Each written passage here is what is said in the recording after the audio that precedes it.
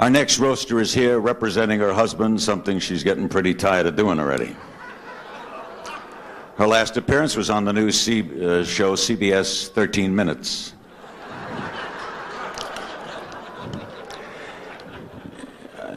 This is an extraordinary lady that we're all going to get to know better and better, I think, when she replaces her husband on the ticket.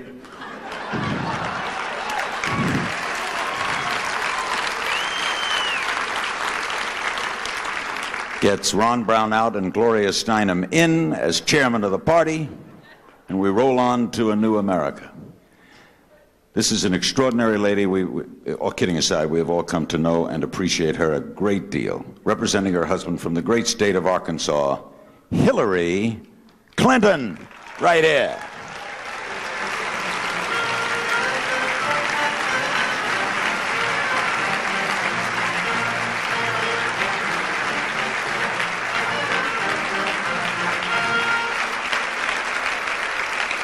Thank you. Well, I have the answer to Larry's question. It's 10 o'clock, and where is Bill Clinton? Well, Bill Clinton, Larry, and I've come to Washington to make just a complete confession. It's hard, but, you know, there just comes a time when you have to stand up there and say it like it is. Bill Clinton is with the other woman in his life. And I'm sure you'll read about it as you're checking out of the supermarket next week. And when you do, I want you to know that you heard it first here, that he is back in Little Rock, Arkansas, which has become the capital of all kinds of stories, attending a Y-teen dance with his daughter, Chelsea.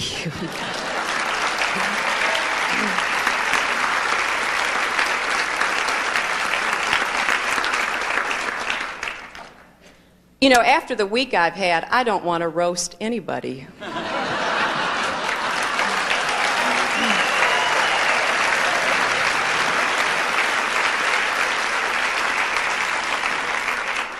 I did not really understand what Bill meant a couple of months ago when we got into this presidential campaign, and he looked at me one day and he said, you know, my big problem in this campaign is I have to figure out how to escape obscurity. Well, he figured out how to escape obscurity. And it has been an exciting couple of days for us. And Paul, there is a very simple answer to your question about how to get on the Larry King Show. You or Nikki just have to figure out how to get into the supermarket tabloids. Ever since this happened, my phone has been ringing off the hook with people representing Larry King asking if I would be on the show. And they handed me the note, and I said, who's Larry King?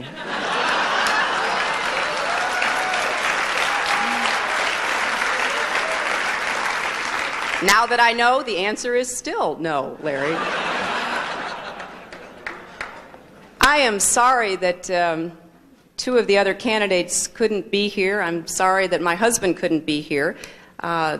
These events are, you know, just kind of command performances for people in their positions who have to show up, and you know, they have to take time out of their campaigning and have to round up their friends to try to give them some funny lines, and it's always so hard to know what you're going to say, and it's hard to capture the mood, and you just never quite know what is going to happen in an event like this.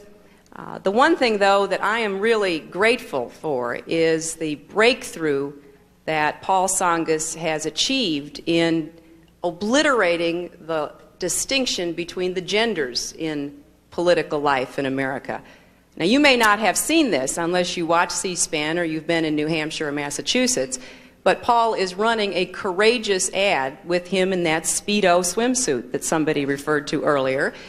And it really is a terrific ad, and he does look great.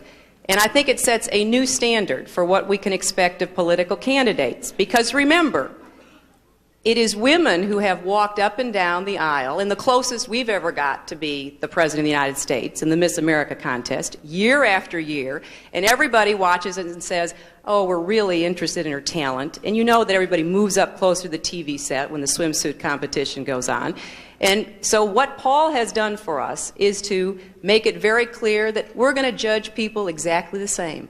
And remember, when you vote for president, you want to see them in the Speedo swimsuit, and poise and talent only count for 40%.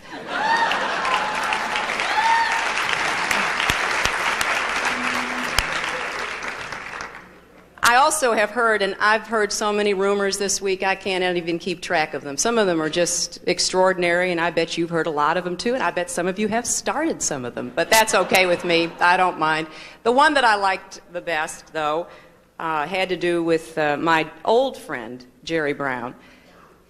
And this is a really tough rumor to deal with, but I wish Jerry were here because I know he'd have a quick answer.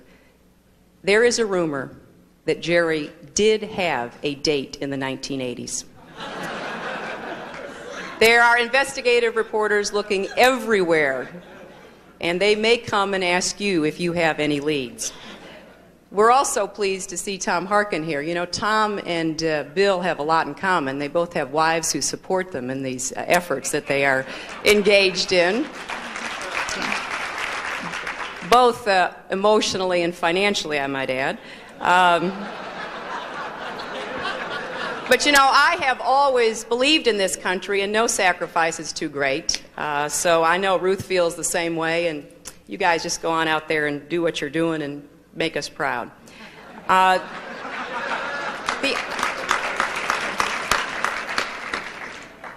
The real reason, though, we're here is to roast somebody who, frankly, has been roasted for 4 years. I mean, Ron Brown was out there on his own, month after month, year after year, when everybody thought the Democratic Party was dead. He could hardly get on the Larry King Show or any other show. He was beating that drum and saying, yes, we can come back, we can make it. He had hardly any name recognition until the Gulf War. You all don't realize, but the Gulf War made Ron Brown. And that's because everybody, including Norman Schwarzkopf, thought he was Prince Bandar of Saudi Arabia.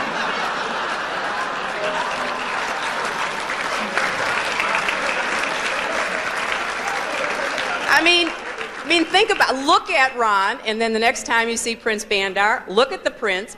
I'm not sure that they aren't one and the same. They both are impeccably tailored, they speak diplomatically, and they spend a lot of money. And they just absolutely come from the same cloth of accomplished people. But you know, when he was out there all by himself, there were a lot of people who just almost cringed when they saw Ron coming, because they knew he was going to give them a pep talk, and he was going to try to engage them in believing, as he did, that this country would not continue to follow the failed policies of Reagan and Bush, and that someday we would all wake up from this dreamlike trance that we had been put into. And I think that not just Democrats, but Americans owe Ron Brown a big debt of thanks.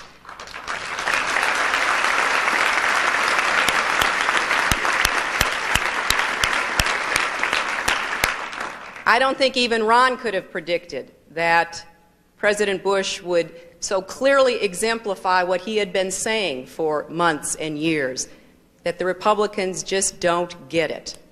Because anyone who watched that State of the Union address Tuesday night knew exactly what Ron Brown had been saying for all those years, that eventually the string would run out, their luck would give, and we would have an opportunity.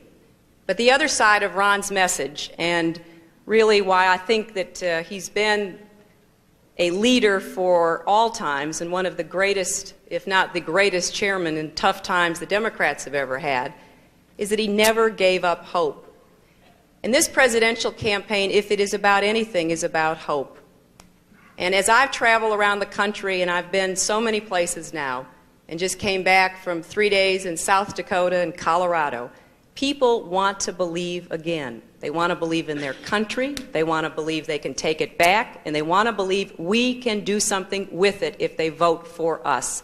And I believe that much of the predicate for that belief was laid in those early, lonely years by Ron Brown.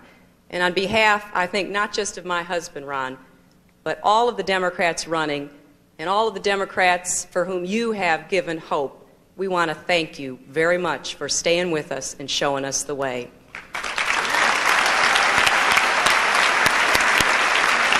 Ron Brown.